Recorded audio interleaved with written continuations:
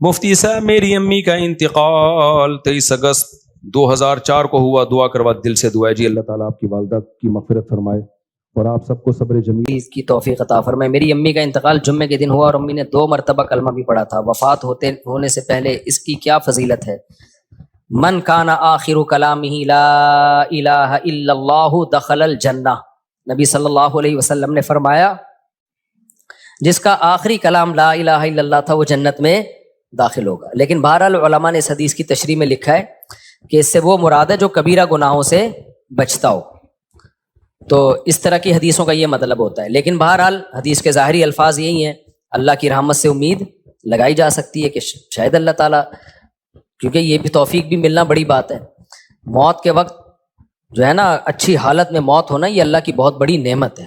اس سے پناہ مانگا کرو کہ فلم دیکھتے ہوئے یا کوئی الٹا کام کرتے ہوئے موت آ جائے. اس سے پناہ مانگا کرو اللہ تعالیٰ کی. الٹے کام پہ آپ لوگ بہت ہنس رہے ہو, تو جو ہے پناہ مانگا کرو اللہ تعالیٰ کی. تو کوئی اچھے کام پہ نماز پڑھتے ہوئے روزہ رکھتے ہوئے اماں کے پاؤں دباتے ہوئے موت آئے نا ابا اماں کے, تو یہ اچھی موت ہے. مفتی صاحب یہ ہو گیا میرے بھائی وفات. اچھا میں اپنی والدہ سے بہت اٹیچ تھا. میری امی کینسر کی مریضہ تھی, میں ان کی تمام دیکھ بھال کرتا تھا, کوئی نہیں تھا. مجھے ان کے آخری لمحات یاد آ رہے ہیں. تو یہ والدین کا ٹاپک ایسا ہے نا کہ یہ میرے سامنے چھیڑا ہی نہیں کرو, سمجھ رہے ہو. تو دیکھو یہ اب موت تو ہو گئی, لیکن آپ کے لیے بھی اچھی موت ہے کہ آپ نے والدہ کی خدمت کی آخری عمر میں. تو جب والدہ کی خدمت کی تو مرنا تو تھا ہی نا, تو کتنی اچھی موت ہو گئی کہ آپ کو خدمت کی توفیق مل گئی. خدا نخواستہ کوئی جھگڑا ہو جاتا, کوئی اونچ نیچ ہو جاتی, وہ ناراض چلی جاتی ہیں, آپ ساری زندگی ایک غم رہتا. تو جو کام ہو جائے نا اس پہ پھر نہیں غم کرنا چاہیے. اس میں شریعت نے کہا ہے جو ہوا بہتر ہوا, تو بچانے کی پوری کوشش کرنی چاہیے. لیکن موت ہو گئی تو اب اس پہ صبر کرو, بولے یار چلو اب خدمت کا موقع تو مل گیا نا. اسلام میں غم منانا, سوچ کے غمگین ہونا, اس کی کوئی فضیلت نہیں ہے. اسلام میں یہ کہ خوش رہنا سیکھو. ہاں اللہ کی طرف سے کوئی غم آ رہا ہے تو ایک الگ بات ہے. تو اسلام آپ کو غمزدہ دیکھنا پسند نہیں کرتا, اسلام آپ کو خوش رہنا. اسلام کہتا ہے بس ایک غم ہونا چاہیے, وہ کیا ہے؟ آخرت کا. اس کی شریعت میں فضیلت ہے. باقی اپنی زندگی وہ غم لیس بناؤ. آج ایک بندہ آیا, جیسے بعض خواتین آتی ہیں نا شوہر بہت ٹینشن دے رہا ہوتا ہے, میں ان کو کہتا ہوں شوہر لیس ہو جاؤ فوراً. ٹینشن لینے کا نہیں. میں نے کہا شادی سکون کے لیے کی تھی نا, جب سکون ہی نہیں مل رہا تو میاں لیس, اس کو طلاق مانگو, اس سے کوئی بھی طریقہ اختیار کرو جان چھڑانے کا. تو کیونکہ بھائی اپنے سکون کے لیے کی ہے نا, ٹینشنوں کے لیے تھوڑی. ہاں تھوڑی بہت ٹینشن تو ہر گھر میں ہوتی ہے. اسی طرح ایک بندہ آیا, وہی چماٹ والا نا, ایک چماٹ لگایا تو بیوی نے 4 چماٹ لگا دیے. تو اور پتہ نہیں کیا کیا ہو رہا ہے. آپ لوگ کبھی میرے ساتھ خوشبو لگا کے آؤ, کبھی بیٹھو. اب ظاہر لوگوں کے راز فاش ہوتے ہیں, اس لیے میں یہ باتیں کرتا نہیں, اور میرا مقصد کسی کا مذاق اڑانا نہیں ہوتا. سب کے ساتھ ایسا ہو سکتا ہے, لیکن میں صرف بتا رہا ہوں کہ سوسائٹی مارکیٹ میں ہو واٹس گوئنگ آن, مارکیٹ میں ہو کیا رہا ہے. تو ایسے موقع پہ پھر میں ان لوگوں کو ڈیورس کا مشورہ دے رہا ہوتا ہوں کہ بھائی جب اتنی نوبت ہے تو فارغ کرو میرے بھائی.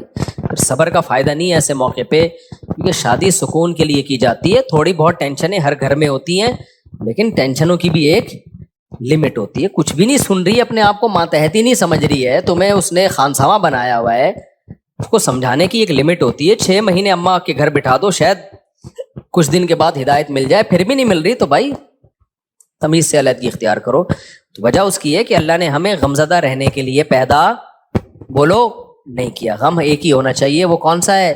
آخرت. تو خوش رہنا چاہیے انسان کو. اللہ کو خوش لوگ کیا ہیں؟ پسند ہیں. نبی حضرت ابو ہریرہ نے فرمایا کہ نبی صلی اللہ علیہ وسلم نے جب بھی مجھے دیکھا ہے زندگی میں, کبھی ایسا نہیں ہو کہ آپ نے مجھے دیکھا اور مسکرائے نہ ہو.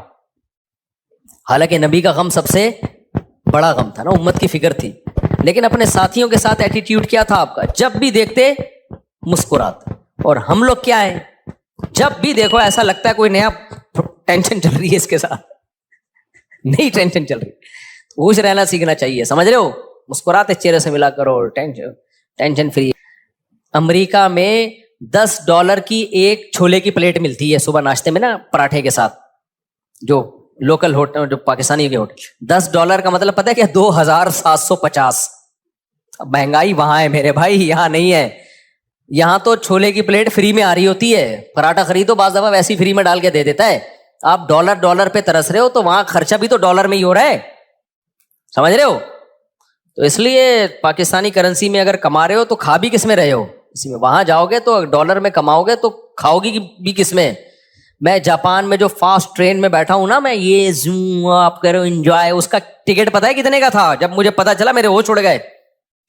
میں نے کہا ٹانگا گدھا ٹرکشا صحیح ہے میرے بھائی, یہ بس دکھانے کے ہیں. لوگوں کی جائیدادیں بک جاتی ہیں ان ٹرینوں میں, بہت لگژری لوگوں کا کام ہے وہ, بس وہ ڈرائیور ہی بیٹھے اس میں. تو بہت مہنگائی ہے, تو آپ بہت مزے میں ہو. اور وہاں ٹیکس اتنا ہے, آپ کی اگر 40 لاکھ تنخواہ ہے نا, 1 کروڑ آپ کی اگر تنخواہ, ایک مثال دے رہا ہوں تاکہ کیلکولیشن آسان ہو, تو 43 لاکھ روپے ٹیکس میں دینے ہیں آپ نے. یہاں اتنا ٹیکس تھوڑی ہے.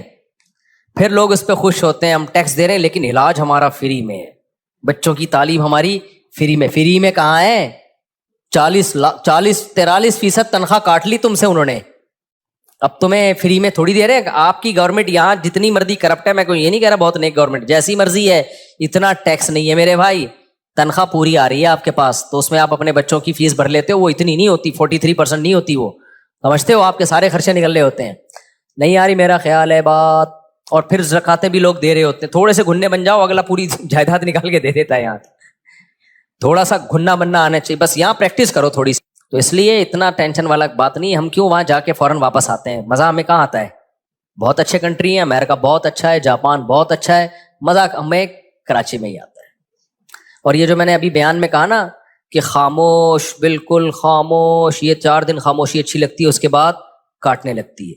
یہاں ریلیشن ہے, آبادی ہے, ایک بندہ پنجاب والا ملے گا, ایک پشتو والا ملے گا, ایک بلوچی ملے گا, ایک فلانا, ایک میکینک ملے گا, ایک فلانا ملے گا, ایک ڈاکٹر ملے گا, ایک سائنٹسٹ ملے گا, ایک سیاستدان ملے گا. ہر آدمی ہوٹل میں بیٹھ کے ایسے لگے گا یہاں سارے ہی پہنچے ہوئے لوگ ہیں, گپ شپ کا ماحول ہے. یہ سب کچھ وہاں پر نہیں ہے. خاموشی خاموشی خاموشی. ابے 4 دن تک خاموشی اچھی لگتی ہے, اس کے بعد میں نے کہا یار کوئی تھڑے نہیں ہے یہاں پہ, کوئی تھڑے ہوں یہاں پہ, کوئی بیٹھے ہوئے ہوں, کوئی بیٹھک ہو, کوئی گپ شپ ہو نا, ختم. تو ایک رشتہ داروں میں ہوتی ہے وہ بھی رشتے بھی کیا ہو رہے ہیں, ختم ہوتے جا رہے ہیں, وہ بھی شارٹ ہوتے جا رہے ہیں. تو بس ہر آدمی انڈیویجولی لائف گزار رہا ہے, تو ایسے تھوڑی, تو ایسے تو زندگی کا سکون تھوڑی ملے گا. تو بہت سی چیزیں ہمارے یہاں پازیٹیو ہیں میرے بھائی, بس دعا کرو ہمارے یہاں صفائی ہو جائے اور لا کچھ قانون مضبوط ہو جائے, تو ہم ان سے اب بہت آگے ہیں. یہ 2 ہی چیزیں نہیں ہیں, اور یہ 2 ہی انہوں نے بیڑا غرق کیا ہوا ہے ہمارا. لیکن جب وہ تو بیڑا گورنمنٹ نے غرق کیا ہوا ہے نا, ہم تو خوش رہنے پر اللہ نے ہمیں پابندی نہیں لگائی. تو آپ اسی کو انجوائے کرو. دیکھو اب کراچی میں برساتی کھڈے کتنے ہو گئے نا بارش ہوتے ہی. اچھا کلائمیٹ ایسا چینج ہوا ہے کہ بارش بھی عجیب قسم کی ہو رہی ہے. ادھر آ رہا ہے کہ جی سمندری طوفان آ رہا ہے, اور واقعی آیا ہوا بھی ہوگا. اس کے پڑوس والے علاقے میں نلکے میں بھی پانی نہیں ہوگا.